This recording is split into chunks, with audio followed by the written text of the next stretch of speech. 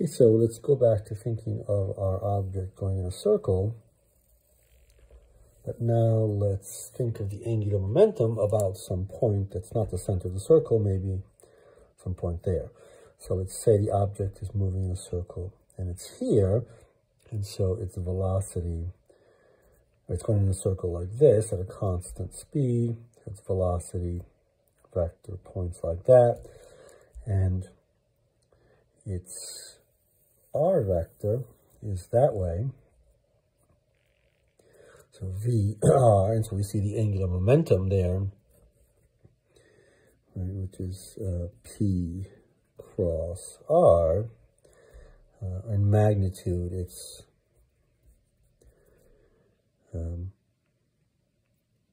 well, let's put magnitude of P, it's the mass times, I think we had V star, so that would be mass times V star, times the magnitude of this R vector, which is some non-zero length there, greater than twice the radius, right? This is twice the radius plus some, depending on how far out we are, sine of theta, but in this case theta is 90 degrees, so we have the maximum value, that's 1. So we have some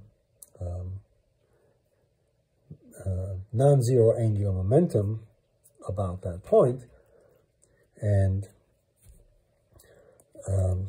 let's consider as the object rotates around, say, well, let's consider when the object is here, so that I can more straightforwardly show that the angular momentum is 0.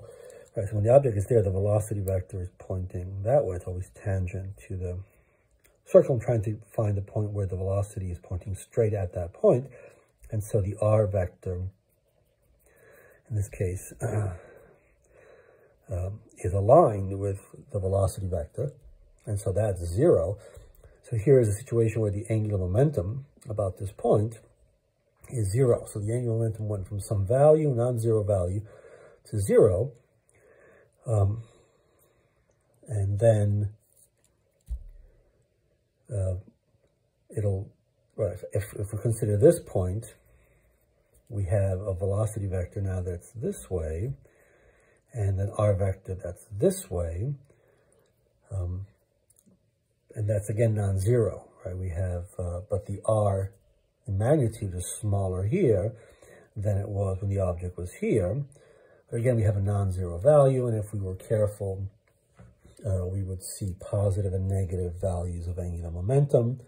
Right? This angle can go from 0 to 180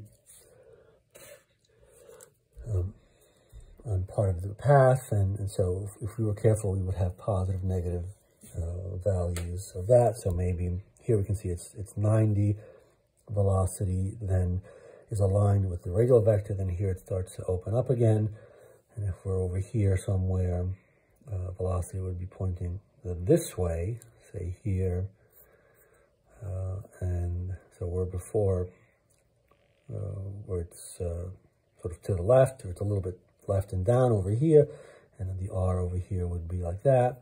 So we have 180 degrees, and so we see that the angular momentum is increasing and decreasing in magnitude, and therefore that the torque, there must be a torque, because the only way that angular momentum can change is if there's a torque, right? Because dl by dt is equal to torque, and so there must be a torque about this point. And if we think of, if we have access, if we imagine that there's actually a string attached to the object, then let's color in